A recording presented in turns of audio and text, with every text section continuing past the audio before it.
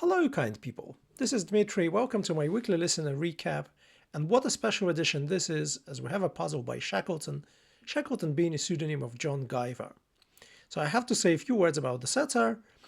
John Guyver is probably my favorite setter of the daily puzzles in the Times. Now, of course, the daily puzzles in the Times are anonymous, but on Fridays, Simon from Cracking the Cryptic and one of the editors of the Magpie usually does a live solve of them on the channel, or I don't know whether live solve is the right word. He records his solve for the channel, and he gets some inside information from the Times editor, Jason Crampton, about who is the author of the puzzle. And so very often the Friday ones are usually the hardest ones, and among those, some of the hardest ones are typically by the duo of Johns. It's either John Henderson or John Guyver.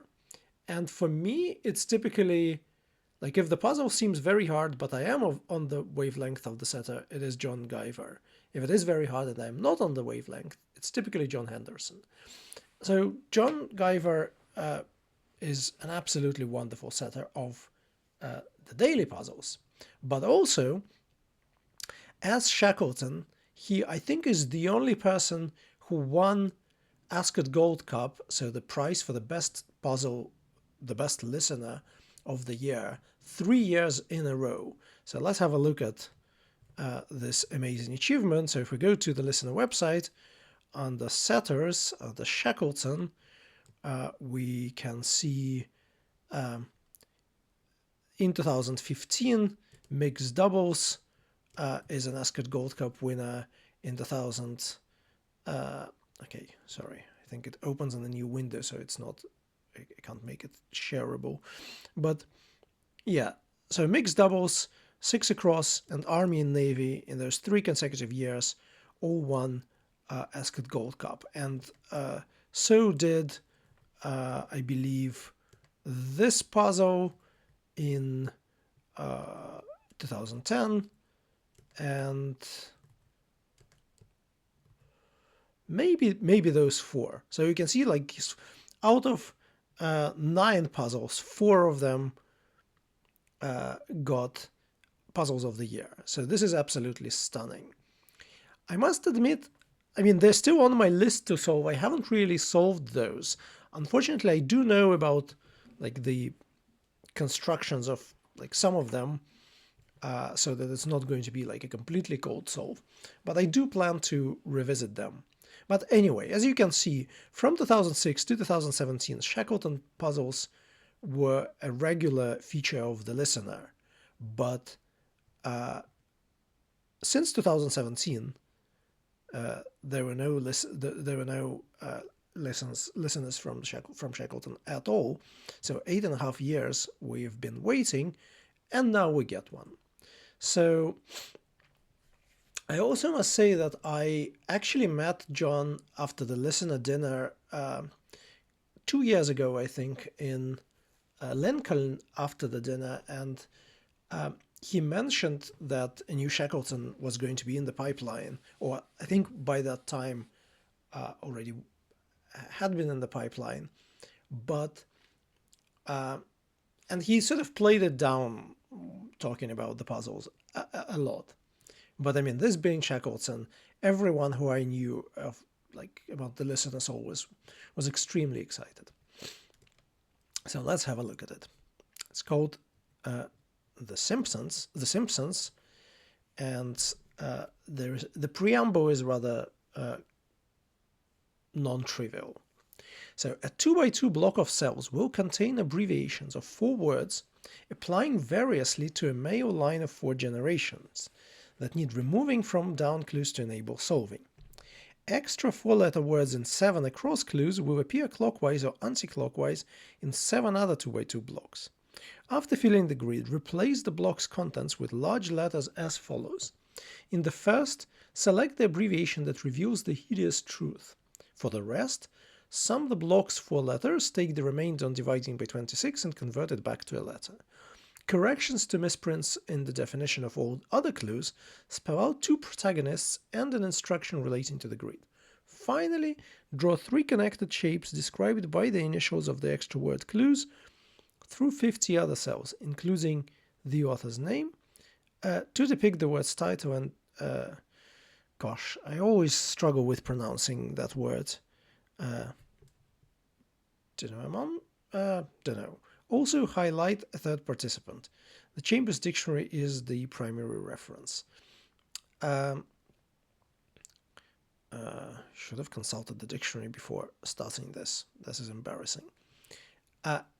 Anyway, so I solved this on paper, and I'm not sure like what is the best way of doing this video. But given that quite a lot of stuff happens in the end game, I think we'll probably have to go more or less straight into the end game. Well, maybe I'm going to show you something about this extra. Okay, so one thing you notice is when you solve 10 down, which happened reasonably early, because okay, so and this will probably give you an idea of like how you solve those clues. So coal pit gives us 9 letters. If you cut line from it, so L, that gives you 8 letters. And then lost is an anagram indicator, and you get apositic, which is avoiding food. And so we have to substitute fire to fair here. So, and that was actually one of the first clues that I solved, because my strategy is usually when approaching thematics is to try and find the anagrams. And I confidently started writing it, and then I realized they only have 7 cells in the grid. And then I checked everything else, and luckily there were very few occurrences where that happens. But obviously that means that you can't really like you have to do something like this, where you can put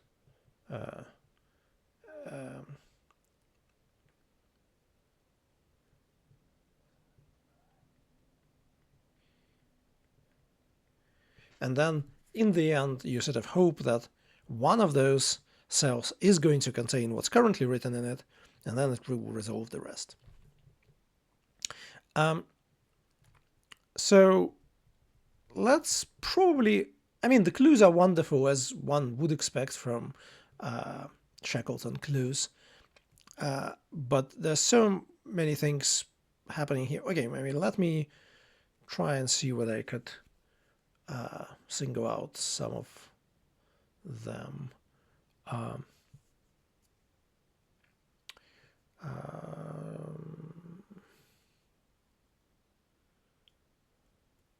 So I think like here, luminant is a nice misprint to make it ruminant. And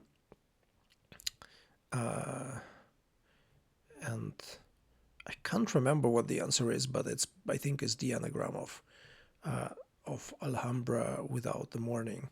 I'll find out in a second. So it's 25 down. What is it? Parau. Yeah, and there's some sort of ruminant living in the mountains. Okay, so let's move on to the end game.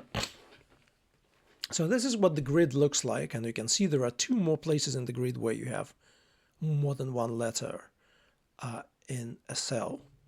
And so this block here has M, V, CR, and FR. And that is actually the so the 4 words that have to be removed from the down clues are Victor, Creditor, Monsieur, and French. And these are the 4 valid abbreviations for them. And so then from the across clues, you need to remove Nora, deed, poem, Ella, where, Bane, and what was here? Done, I would imagine. And those appear in, so this is Deed, Don, Nora, Bane, Ella, Where, and Poem. And so these are the blocks that we have to substitute. So in this one, we have to choose the letter that reveals the hideous truth, and we have no idea what it is at the moment. Then the others, we could just follow the instruction.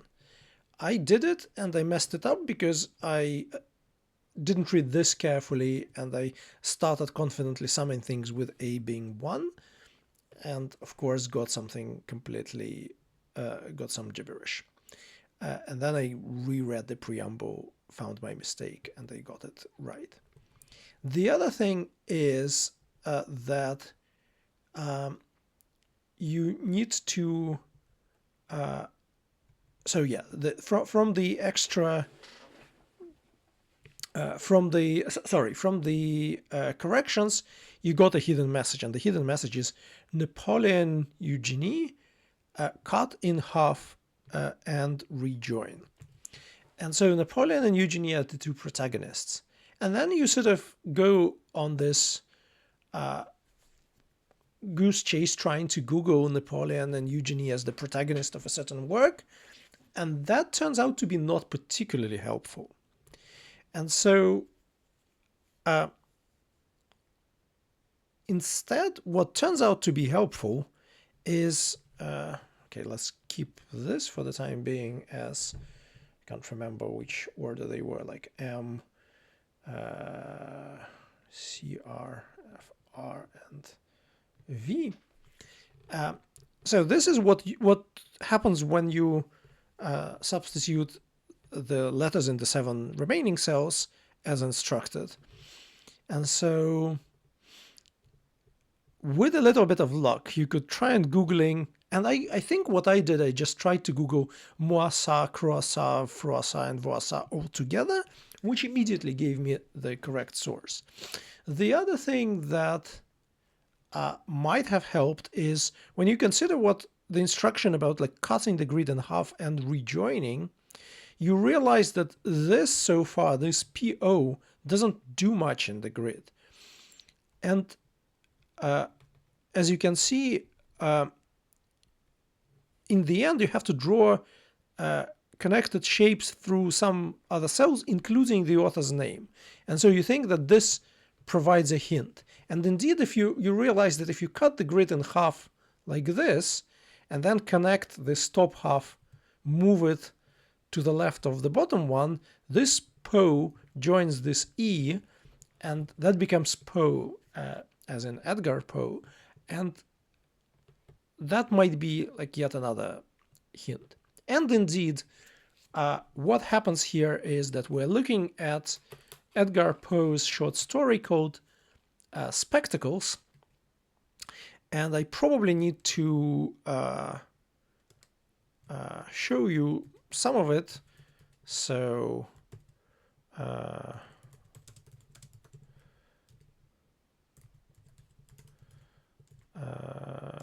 there we go. Let's see if anything's visible. Oh yeah, it is. So as you can see, the narrator is called Napoleon Bonaparte Froissart, changing his last name to Simpson. Here there is explanation for our title. And what happens is that so he falls in love with a certain woman, and but he needs to wear spectacles, but in his vanity absolutely refuses to employ them. But once he actually puts on the spectacles, he sees that she's a toothless old woman, and blah blah blah blah blah, and it turns out that she's his great-grandmother. And the funny thing is that the Wikipedia page doesn't really mention, and I'm sure that most of the solvers do go to Wikipedia first and then go to the source afterwards. But the Wikipedia page itself doesn't really mention any Moissarts, Voissarts, and Croissarts. But it turns out that actually the maiden name of this woman was Moissart, and then in the next generation, her daughter married a Vuasar, I think, or Crossar, and then in the next generation, a Crossar, and then in the fourth generation, a Frosar. And so it turns out that when she put on the spectacle, she realized that she's a Muasar, and so thus the his great grandmother. And so I believe that on the basis of that, what we need to do is choose M out of these 4 letters, and I wonder how many solvers, based on just Wikipedia articles, would put FR instead. So I think this is the right one.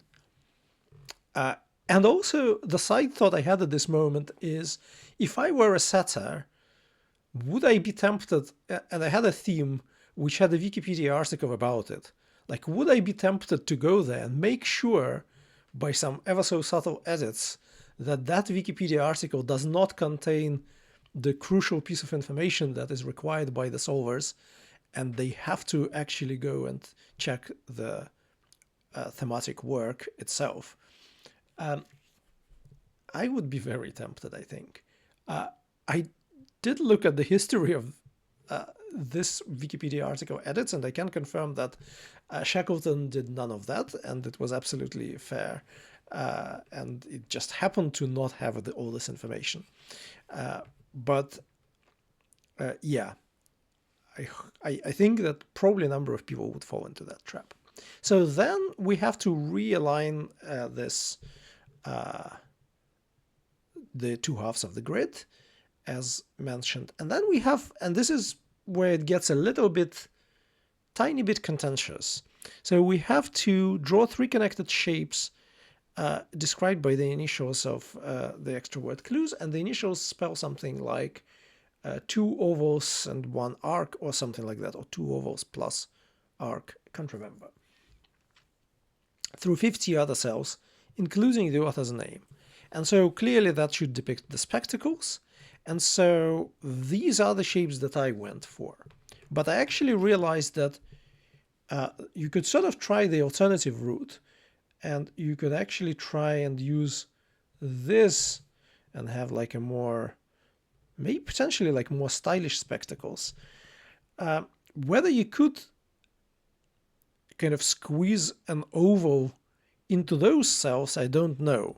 So I actually tried to draw it not by hand, but I actually like use this software. And so to make sure that I can squeeze an oval that actually goes through exactly this 50 cells, and so goes through these points.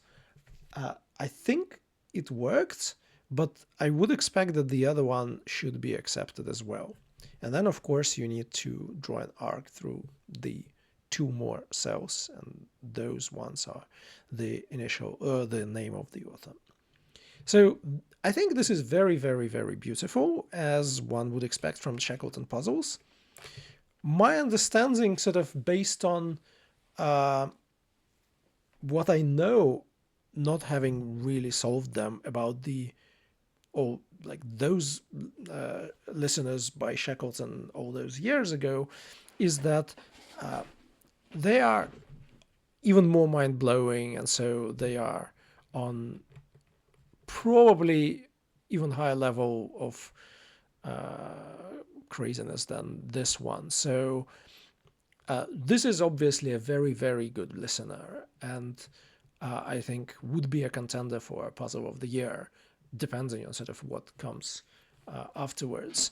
I think probably like if it appeared in 2025, I would expect it maybe making a top 5, but I'm not sure it would win, because there are just so many absolutely stunning puzzles. So I guess, like, to some extent, what I heard from John about kind of this puzzle and him playing it down a little bit, I think probably to some extent is justified.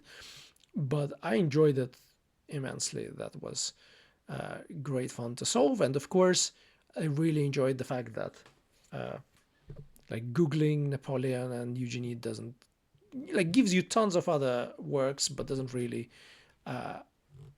lead you to the correct one, and so you have to use other information and consider, for example, yeah, there's things in the grid and all those possible candidate surnames. So yeah, thanks a lot, John. I know you might be watching, so I yeah, enjoyed it greatly, and I really hope that all the daily puzzles that you make would still leave some time for possibly more thematics, and I'm really looking forward to new Shackleton puzzles. Thank you for watching, and let's see what the next week brings. Bye.